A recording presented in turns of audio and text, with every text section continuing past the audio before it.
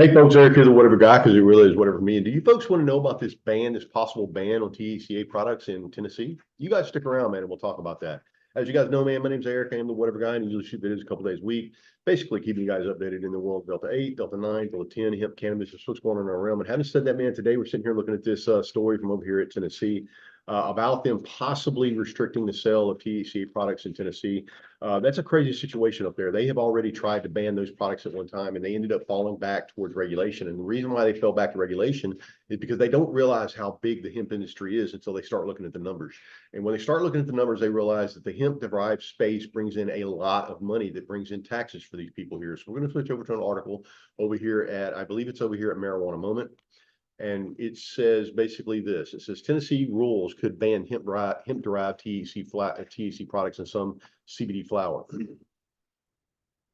It says Tennessee lawmakers passed legislation to begin regulating hemp-derived cannabinoids last year, banning the selling of them to those under the age of 21.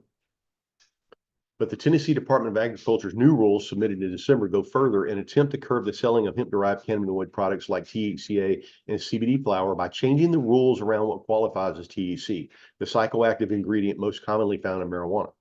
Tennessee law prevents any cannabinoid product containing 0.3% Delta-9 THC from being sold, keeping marijuana illegal in the state.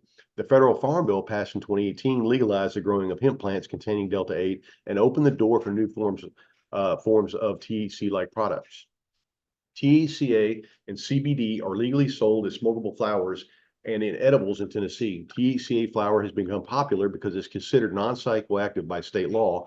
It essentially becomes THC when it comes in contact with a flame.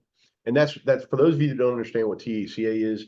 THCA is the acidic form of THC, and so the minute you apply flame to it or heat above 240 degrees, that THCA converts to THC, and that is what allows you to get high on the other side of it. But having no THC content prior to that is what allows that to be hemp flower and be sold in the state of Tennessee at the moment. The proposed rule change would change the definition of THC to include the percent of THCA, leading to a potential ban on THCA and some CBD flower. THCA and CBD flowers are often indistinguishable from traditional marijuana, except when tested in a lab.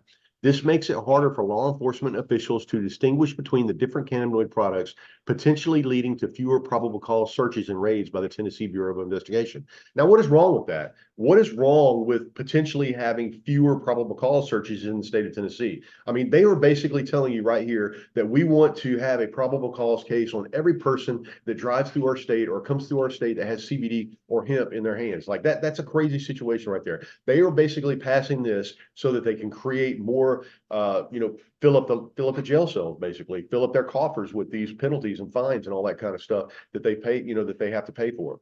THCA and CBD flower are off. Let me go down here. This problem has arisen most recently in Chattanooga, where a hemp shop owner is suing the city's police department, alleging his products were wrongly seized during a traffic stop because they were mistaken for illegal marijuana. The Department of Agriculture declined to specifically answer questions sent. Instead, Kim Doddridge, the department's spokesperson, responded to all questions by stating, the proposed rules establish requirements for hemp-derived cannabinoid products as required by the legislation. The rulemaking for this legislation is still underway. Tennessee lawmakers tried to ban hemp-derived products outright in 2022, but couldn't muster the votes necessary to pass a measure. State officials estimated selling Delta-8 and similar products generated $180 million in economic value for the state. And that's why they stopped. That's why they couldn't get the signatures to ban that stuff completely outright, because they were already making $180 million worth of economic impact in the state off those products. Do you really think that those people up there that are doing all these votes, that want all this money, that are taxing you as much as possible, really want to see $180 million worth of revenue go out the door for the state of Tennessee? No, it's not going to happen. Tennessee law, this prompted lawmakers to look at regulating the industry rather than banning the products. The new law also gave the Department of Agriculture the authority to write rules around regulating Delta-8, CBD, and THCA products. The department submitted these rules in December, which could go into effect as early as July 4, 2024. The Department of Agriculture will hold a public hearing on these changes February 2nd in Nashville. Guys, that's the day after my birthday. You guys need to get on your horse, get up to Nashville, and you need to get in this public hearing, and you need to speak your mind, and you need to start emailing your representatives right now about these products that are being sold in Tennessee, because it looks like if they can pass this law right here, they have already tried to ban these products once.